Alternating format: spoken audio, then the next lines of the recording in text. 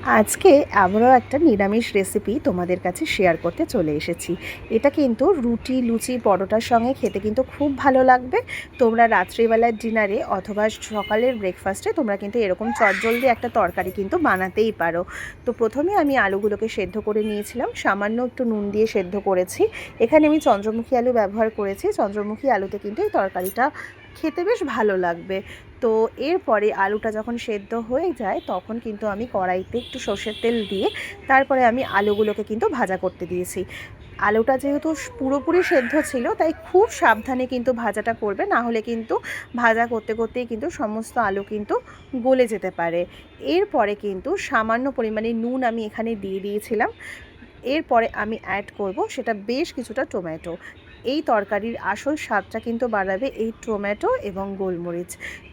টমেটোর পরিমাণটা একটু বেশি দেবে, তার কারণ হচ্ছে টমেটোটা একটু বেশি পরিমাণে দিলে তরকারিটা খেতে একটু টকটক লাগবে। তো রুটির সাথে বেশ ভালোই লাগে, মুড়ির সাথেও কিন্তু এই তরকারিটা খুব ভালো লাগবে খেতে।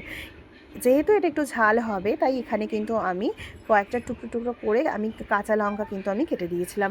রঙের জন্য সামান্য একটু হলুদ এবং সামান্য একটুখানি লঙ্কার গুঁড়ো কিন্তু আমি অ্যাড করেছিলাম। লঙ্কার গুঁড়োটা তোমরা না চাইলে নাই দিতে পারো।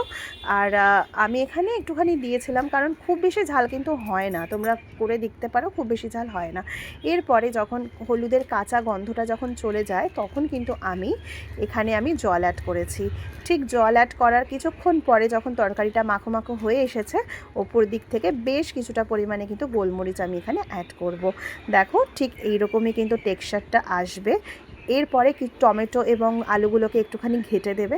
তারপরে আর কি তোমরা রাত্রিবেলার ডিনারে বা সকালবেলার ব্রেকফাস্টে তোমরা কিন্তু রুটি বা লুচির সঙ্গে কিন্তু এরকম একটা চটজলদি তরকারি কিন্তু বানাতেই পারো।